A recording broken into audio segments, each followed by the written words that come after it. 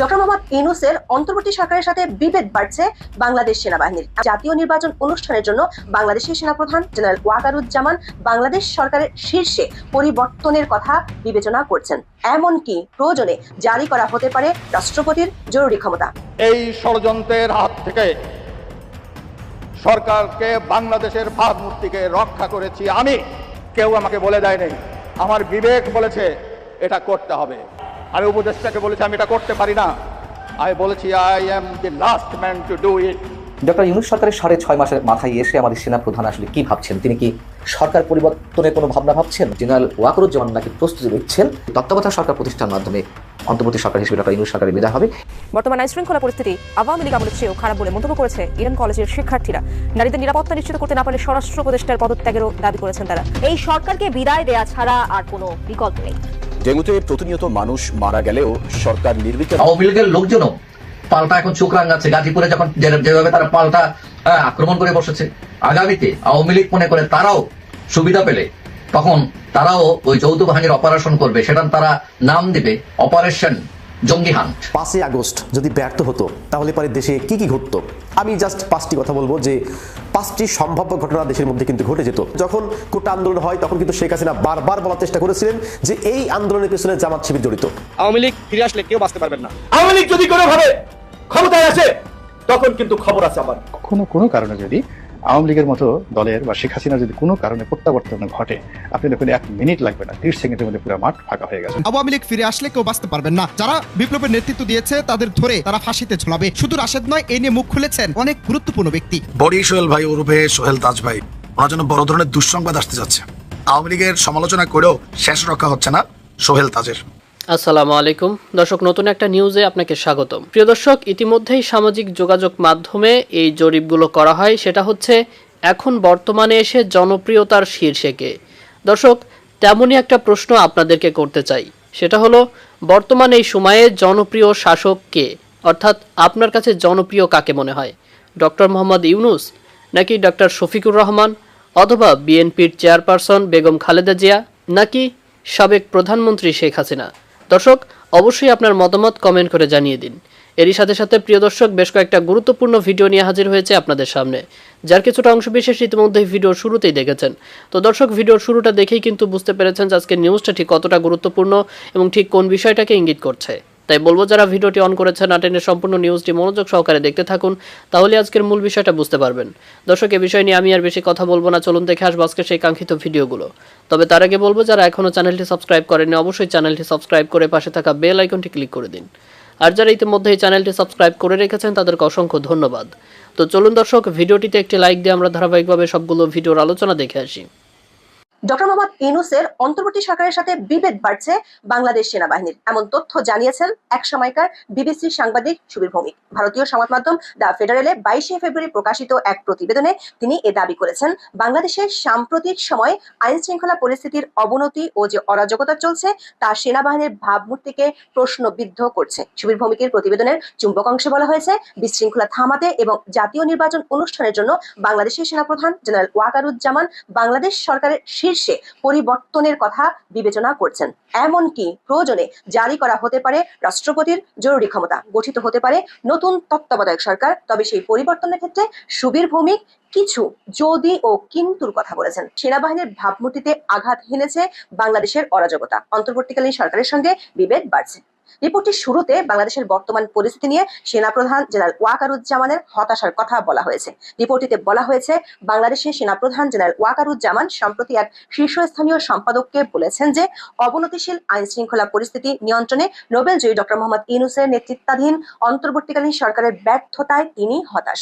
ইউনূস প্রশাসন প্রকৃতপক্ষে একটি অবাধ ও সুষ্ঠু অংশগ্রহণমূলক নির্বাচন করতে পারে কিনা তা নিয়ে তিনি গুরুতর সন্দেহ পোষণ করেছিলেন। এখানে দুটো বিষয় লক্ষণীয়, একটি হলো দেশের বর্তমান নাজুক আইন শৃঙ্খলা পরিস্থিতি এবং দ্বিতীয়টি হলো দেশের মানুষের বহুল কাঙ্ক্ষিত একটি অবাধ, সুষ্ঠু ও নিরপেক্ষ জাতীয় সংসদ নির্বাচন অনুষ্ঠান। 20শে ফেব্রুয়ারি একটি ভিডিওতে আমরা দেখিয়েছিলাম গত 5 বছরের মধ্যে এই মুহূর্তে দেশের আইন শৃঙ্খলা পরিস্থিতি সবচেয়ে নাজুক। পুলিশের তথ্য অনুযায়ী গত 5 বছরের মধ্যে কোনো একটি একক মাসে সবচেয়ে বেশি অপহরণের ঘটনা ঘটেছে গত জানুয়ারিতে। আবার একের পর এক ধর্ষণের ঘটনায় প্রতিবাদে সরব দেশের মানুষ। ছিনতাই, চুরি, ডাকাতি নিয়মিত ঘটনা হয়ে দাঁড়িয়েছে। সুবীর ভৌমিক বলছেন, এমন পরিস্থিতি নিয়ে উদ্বিগ্ন সেনাপ্রধান জেনারেল ওয়াকারুজ্জামান। তবে সেনাপ্রধান কোন পত্রিকার সম্পাদকের সাথে কথা বলেছেন সেটি রিপোর্টটিতে বলা হয়নি। সুবীর ভৌমিক তার রিপোর্টে জেনারেল ওয়াকারকে একজন রক্ষণশীল সামরিক নেতা হিসেবে তুলে ধরেছেন। রিপোর্টটিতে বলা হয়েছে, জেনারেল ওয়াকার গত বছর আগস্টে শেখ হাসিনা সরকারের পতনের পর দেশে সামরিক আইন আরোপ করে সেনাবাহিনীর অভ্যন্তরে ও বাইরে থেকে সরাসরি নিয়ন্ত্রণ নেওয়ার জন্য প্ররোচনা দেওয়ার বিরোধিতা করেছিলেন। দ্য ফেডারেলের প্রতিবেদনে বলা হয়েছে, বাংলাদেশের সেনাপ্রধান তার ঘনিষ্ঠ কিছু বন্ধুদের বলেছেন, বাংলাদেশের সামরিক শাসন কখনো জনপ্রিয় হয়নি। জিয়াউর রহমান ও এজিএম এরশাদের মতো জেনারেলরা খুব দ্রুতই জনসাধারণের ক্রোধের শিকার হয়েছিলেন। সে কারণে তিনি সেনাবাহিনীকে সরাসরি দায়িত্ব গ্রহণ থেকে দূরে রাখার সিদ্ধান্ত নিয়েছিলেন। তার ঘনিষ্ঠ মহলের বরাত দিয়ে সুবীর ভৌমিক লিখেছেন, সেনাপ্রধান যত তাড়াতাড়ি সম্ভব নির্বাচন করতে এবং তারপরে একটি নির্বাচিত সরকারকে দায়িত্ব দিতে আগ্রহী। অন্তর্বর্তীকালীন ব্যবস্থা যত বেশি দিন থাকবে এবং আইন শৃঙ্খলা ও অর্থনীতি নিয়ন্ত্রণ করতে ব্যর্থ হবে, ততই দায়ী হবে সেনাবাহিনী। সুবীর ভৌমিকের প্রতিবেদনে বঙ্গবন্ধু শেখ মুজিবুর রহমানের ধানমন্ডির 32 নম্বরের বাড়ি ভাঙার বিষয়টি উঠে এসেছে। রিপোর্টটিতে বলা হয়েছে, বঙ্গবন্ধুর বাড়িটি যখন ভাঙা হচ্ছিল তখন সেনাবাহিনী নীরব দর্শকের মতো দাঁড়িয়েছিল। এ ধরনের বিশৃঙ্খলা ঠেকাতে না পারায় একটি জাতীয় প্রতিষ্ঠান হিসেবে সেনাবাহিনীর ভাবমূর্তিকে ঠিকভাবে জোরদার করেনি বলে মন্তব্য করা হয়েছে। রিপোর্টে জুলাই আগস্টের আন্দোলনে সেনাবাহিনীর ইতিবাচক ভূমিকার প্রশংসা করা হয়েছে। বলা হয়েছে, গত বছরের জুলাই আগস্টে আন্দোলনরত শিক্ষার্থীদের উপর গুলি না চালানোর এবং রক্তপাত না করার জেনারেল ওয়াকারের সিদ্ধান্ত বিশ্বব্যাপী প্রশংসিত হয়েছিল। কিন্তু মব ভায়োলেন্সের নামে ডক্টর ইউনূস সরকার আমলে শুরু থেকে চলছে অরাজকতা। এরই মধ্যে যৌথ বাহিনীর অভিযান, সেনাবাহিনীকে ম্যাজিস্ট্রেসি ক্ষমতা দেওয়া, 3 দফা সে ক্ষমতার মেয়াদ বাড়ানো এবং সবশেষ শয়তান খোঁজা অভিযান চালু করেও কোনো কুল কিনারা করতে পারছে না বাংলাদেশের অন্তর্বর্তী সরকার। সুবীর ভৌমিক তার প্রতিবেদনে বলেছেন, সর্বব্যাপী অরাজকতার মধ্যে নিছক দর্শক হিসেবে ভূমিকা রাখছে বাংলাদেশের সেনাবাহিনী। যেসব মানুষ ও প্রতিষ্ঠান বাংলাদেশের স্থিতিশীলতা ও নিরাপত্তা চায়, তাদের কাছে সেনাবাহিনীর এমন অবস্থা বাহিনীটির ভাবমূর্তিকে প্রশ্নের মুখে দাঁড় করাচ্ছে। রিপোর্টটিতে কোনো নির্দিষ্ট সূত্রের উল্লেখ না করে বলা হয়েছে, ইতিমধ্যে কেউ কেউ প্রশ্ন তুলেছেন যে দেশে আইন শৃঙ্খলা পুনরুদ্ধার করতে অক্ষম একটি সেনাবাহিনীকে কিভাবে জাতিসংঘের শান্তিরক্ষা দায়িত্বের জন্য বিশ্বাস করা যেতে পারে। জেনারেল ওয়াকার বুঝতে শুরু করেছেন যে তাকে কেবল প্রতিশ্রুতি দিতে হবে না, সিদ্ধান্তমূলক কাজ করতে হবে। 5 আগস্ট যদি ছাত্ররা ব্যর্থ হতো, ছাত্র এবং জনতা যদি ব্যর্থ হতো, তাহলে পরে দেশে কি কি ঘটতো? 5 আগস্ট যদি ব্যর্থ হতো, তাহলে 1 নম্বরে যে কাজটা ঘটতো সেটা হচ্ছে, যারা মাঠে নেমেছিল সেই সমস্ত ছাত্র এবং জনতা এদেরকে টার্গেট করে রাখা হতো বা চিহ্নিত করে রাখা হতো। যদিও তখনকার সরকার বলতেছিল যে আমরা কোটা মেনে নিয়েছি, অর্থাৎ আমরা কোটা রাখবো না, কিন্তু আপনি যে রাস্তায় নেমে সরকারি স্থাপনা ভাঙলেন, পোড়ালেন, আওয়ামী লীগ নেতা কর্মীদের উপরে অ্যাটাক দিলেন, পুলিশের উপরে অ্যাটাক দিলেন, এই জেরেটা কিন্তু থেকে যেত। এরপরে ফলাফল কি হতো জানেন? যারা যারা রাস্তায় নেমেছিল, পরবর্তী সময় যদি ছাত্র হয়, সেই ছাত্রের কিন্তু ক্যারিয়ার শেষ। আপনি যতই পড়াশোনা করেন না কেন, আপনাকে কোনো সরকারি চাকরিতে, কোনো গভর্নমেন্ট চাকরিতে আপনাকে প্রবেশ করতে দেওয়া হতো না। ইভেন আপনার পুরো বায়োডাটা এমনভাবে সংরক্ষণ করে রাখা হতো যাতে আপনি কোনো ভালো চাকরি পর্যন্ত না পান। যদিও আপনাকে মুখে মুখে বলা হবে যে কোটা তো এখন আর নাই, কিন্তু আপনার জীবনটা সবচাইতে দুর্বিষহ করে তোলা হতো। এবং যে সমস্ত জনতা রাস্তায় নেমেছিল, সেই সমস্ত জনতাকে টার্গেট করে এমনভাবে হয়রানি করা হতো যাতে করে সে জীবনে আর কোনোদিন রাস্তায় না নামতো আওয়ামী লীগের বিরুদ্ধে। এই কাজটা করতো তৎকালীন সরকার বা সাবেক প্রধানমন্ত্রী শেখ হাসিনা যদি 5 আগস্ট ব্যর্থ হয়ে যেত। এরপর যদি 5 আগস্ট ব্যর্থ হতো, তাহলে পরে 2 নম্বর যে ঘটনাটা ঘটতো সেটা হচ্ছে জামাত এবং শিবিরের উপরে বুলডোজার চলতো। কারণ কি জানেন, যখন কোটা আন্দোলন হয় তখন কিন্তু শেখ হাসিনা বারবার বলার চেষ্টা করেছিলেন যে এই আন্দোলনের পেছনে জামাত শিবির জড়িত। এই আন্দোলনের পিছনে জামাত এবং শিবির এবং কিছু অংশে বিএনপি কিন্তু জড়িত, বারবার তিনি কিন্তু বলছিলেন। এইটা যদি ব্যর্থ হতো, এর পরবর্তী সময়ে জামাতের যে সমস্ত লোকজন রাস্তায় নেমেছিল, শিবিরের যে সমস্ত লোকজন রাস্তায় নেমেছিল, তাদের শেষ ঠিকানা হতো কিন্তু আয়নাঘর। এর কারণ মির্জা ফখরুল ইসলাম আলমগীর তিনি অত্যন্ত খুব চালাক মানুষ। তিনি কিন্তু ওই আন্দোলনের সময় তিনি স্টেটমেন্ট দিয়েছিলেন যে এই আন্দোলনের সাথে বিএনপি জড়িত নয়। তার মানে কি, জামাত কিন্তু স্টেটমেন্ট দেয়নি। সুতরাং বিএনপি যেহেতু তাদের দলীয় অবস্থান থেকে পরিষ্কার করেছে যে এই আন্দোলনের সাথে বিএনপি জড়িত নয়, জামাত কিন্তু এরকম স্টেটমেন্ট দেয়নি। তো সুতরাং এই আন্দোলনে সর্বাত্মকভাবে সহযোগিতা করেছে জামাত। সুতরাং জামাতকে অ্যারেস্ট করে তাদেরকে এমনভাবে রিমান্ডে নাও যাতে করে রাস্তায় বাপের জন্ম আর কোনোদিন রাস্তায় নামতে না পারে। এইটা করা হতো। মানে জামাতের ভাগ্যে যে কি লেখা ছিল একমাত্র আল্লাহ ছাড়া আর কিন্তু কেউ বলতে পারতো না, যদি 5 আগস্ট ব্যর্থ হতো। এরপরে 5 আগস্ট যদি ব্যর্থ হতো, 3 নম্বর যে কাজটা করা হতো, অসংখ্য কন্টেন্ট ক্রিয়েটার, ইউটিউবার, এদের ক্যারিয়ারটা একেবারে শেষ করে ফেলা হতো। যেমন তৌহিদ আফ্রিদি, এরপরে আছে সুলাইমান সুখন, এরা কিন্তু সেই সময়ও ছাত্রদের বিপক্ষে কাজ করেছিল এবং ছাত্রদের পক্ষে কাজ করেছিল অসংখ্য ইউটিউবার, অসংখ্য কন্টেন্ট ক্রিয়েটার। আমরা সালমান মুক্তাদির থেকে শুরু করে অনেক বড় বড় ইউটিউবার কিন্তু এই তখন ছাত্রদের পক্ষে কাজ করেছিল। কোনো ক্রমে যদি সেই সময় আওয়ামী লীগ গভর্নমেন্ট ফল না করতো এবং তারা যদি টিকে যেত, তাহলে পরে সালমান মুক্তাদি থেকে শুরু করে অসংখ্য যে কন্টেন্ট ক্রিয়েটার, যারা আওয়ামী লীগের বিপক্ষে ছিল, ছাত্রদের পক্ষে ছিল, তাদেরকে সাইবার একটা মামলা দেওয়া হতো। এমন মামলা দেওয়া হতো ওরা জেল থেকে আর কিন্তু বের হতে পারতো না, এবং দুনিয়াটাতে কত কঠিন এটা ওদেরকে বুঝিয়ে দেওয়া হতো। কিন্তু তাদের কপাল ভালো যে 5 আগস্টে তারা সফল হয়েছিল, যার ফলে শেখ হাসিনা 5 আগস্টে পালিয়ে যেতে কিন্তু বাধ্য হয়। এরপরে 5 আগস্ট যদি ব্যর্থ হতো, 4 নম্বর যে ঘটনাটা ঘটতো, যে এই যে ঢাকার রাজপথে ছাত্র এবং জনতা যারা নেমেছিল, এদের কিন্তু ঢাকার স্থানীয় অনেক মানুষ কিন্তু সাহায্য করেছে। খুঁজে খুঁজে বের করা হতো সেই সমস্ত সাহায্যকারী কারা, কারা ছাত্রদেরকে পানি খাইয়েছে, কারা ছাত্রদেরকে খাবার দিয়েছে, কারা তাদের জন্য ওয়াইফাই উন্মুক্ত করে দিয়েছে, কারা সর্বাত্মকভাবে তাদেরকে সহযোগিতা করেছে, কারা তাদেরকে হসপিটালে নিয়ে গেছে, কোন ডাক্তার তাদেরকে চিকিৎসা দিয়েছে। এই যে জড়িত ছাত্রদের সাহায্যকারী হিসাবে যারা জড়িত ছিল, তাদের ক্যারিয়ারটা ফেলতো হুমকির মুখে, সামাজিকভাবে তাদের যে কি চাপে রাখতো, মানে তারা ভুল করেও আর কোনোদিন সরকারের বিরুদ্ধে কোনো কাজ করতো না। তাদের এতটাই অমানবিক, পৈশাচিকভাবে তাদেরকে জবাব দেওয়া হতো। কিন্তু তাদের কপাল ভালো যে 5 আগস্টে তারা কিন্তু স্বাধীন হয়ে গেছে। এরপরে 5 আগস্ট যদি ব্যর্থ হতো, তাহলে পরে সর্বশেষ 5 নম্বর যে ঘটনাটা ঘটতো সেটা হচ্ছে 5 আগস্টের আগে আমরা দেখেছি প্রায় 800 জন ছাত্র এবং জনতা জীবন দিয়েছে, এবং তখনও হাজার হাজার মানুষ কিন্তু আহত হয়েছে, পঙ্গুত্ব বরণ করেছে, কারো হাত নাই, কারো পা নাই, কারো চোখ নাই, কেউ বিছানায় শুয়ে শুয়ে কাতরাইতেছে। তো এই যে মানুষগুলো, এই যে 600 মানুষ 5 আগস্ট আগে, এই যে 800 মানুষ যে 5 আগস্ট আগে যে শহীদ, এই শহীদগুলা বিচার পেত না, কোনো ক্রমে বিচার পেত না, বরঞ্চ তাদেরকে আরো বেশি হয়রানি করা হতো। যারা আহত হয়েছিল এদেরকে কখনোই সুচিকিৎসা দেওয়া হতো না, এদের সর্বাত্মকভাবে চিকিৎসা অবহেলা করা হতো। কোনো ডাক্তার এদের চিকিৎসা করাতে চাইতো না, উপর থেকে প্রেশার দেওয়া হতো, তাদেরকে মানে আহত অবস্থায় মেরে ফেলা হতো। মানে মৃত্যুর যে কষ্ট, মৃত্যুর যে যন্ত্রণা, এটা তাদেরকে বুঝিয়ে দেওয়া হতো যদি 5 আগস্ট তারা সফল না হতো। 5 আগস্ট সফল হয়ে গেছে বিধায় আমি যে 5টা বিষয় নিয়ে আলোচনা করলাম, এই 5টা বিষয় তাদের উপরে কিন্তু আসে নাই।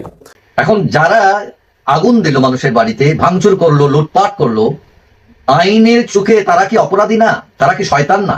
নাকি এরা ফেরেশতা? মানে এদের ধরা হচ্ছে না কেন? সরকার ব্যবস্থা নেবে না? নাকি একই রাষ্ট্রে 2টা নীতি, 2 আইন?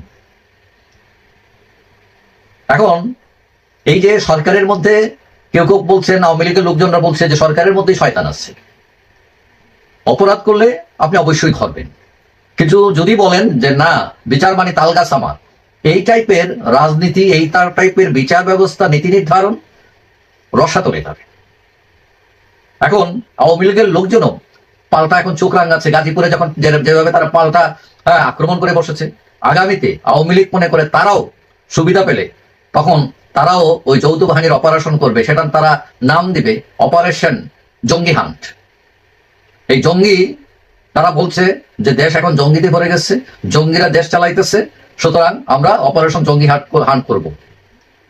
কিন্তু আওয়ামী লীগ সুবিধা পেলে তারা যদি এটা করে, সরকার এখন করছে ডেভিল হান্ট, তো এখন এইটাতে কার লাভ হলো, কার ক্ষতি হলো?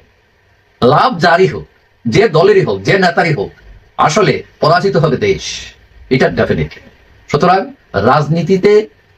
রাজনীতি এরকম হওয়া উচিত যে অপরাধী কোন দল নেই, সে যে হোক তাকে ধরা, এবং সরকার যদি বৈষম্য তৈরি করে তাহলে এটার ফলও একদিন তাকে ভোগ করতে হবে। বড়ি সোহেল ভাই ওরফে সোহেল তাজ ভাই আওয়ামী লীগ সরকারের পতনের পর মোটামুটি অনেক কথা তিনি সরকার সম্পর্কে, তার ক্ষমতায় থাকাকালীন সম্পর্কে, শেখ হাসিনা সম্পর্কে, বঙ্গবন্ধু সম্পর্কে অনেক কথা বলছিলেন। তো মোটামুটি একটা গ্রিন জোনে তিনি কিন্তু বসবাস করছেন। এখন ওনার জন্য বড় ধরনের দুঃসংবাদ আসতে যাচ্ছে। যে কথা আছে না, যে পুলিশে ধরলে 18 ঘা, পিনাকি আর সাংবাদিক ইলিয়াস ধরলে 36 ঘা। আওয়ামী লীগের সমালোচনা করেও শেষ রক্ষা হচ্ছে না সোহেল তাজের। বিডিআর হত্যাকাণ্ড বাংলাদেশের ইতিহাসে সবচেয়ে একটা কালো অধ্যায়। ভারতের কানেক্টেড থাকুক, দেশি বিদেশি ষড়যন্ত্র থাকুক, কিছু তো একটা হয়েছে। বিডিআর হত্যাকাণ্ড নিয়ে দীর্ঘদিন যাবৎ কাজ করছেন সাংবাদিক ইলিয়াস, এটা সকলের জানা আছে। এমনকি তার প্রেসারে এটা সরকারের গতি বৃদ্ধি পাইছে, এটার বিচারিক প্রক্রিয়া, এটার মূল ঘটনা কি, ওই দিন কি ঘটেছিল, সবকিছু। এখন এই ঘটনায় মাঝখানে একবার আলোচনায় উঠে এসেছিল সোহেল তাজের নাম।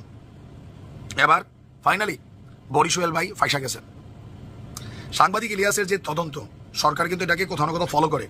সেই তদন্তে ইলিয়াস বলছেন যে বিডিআর হত্যাকাণ্ডের সাথে বড়ি সোহেল বা সোহেল তাজের জড়িত থাকার সম্ভাবনা আছে।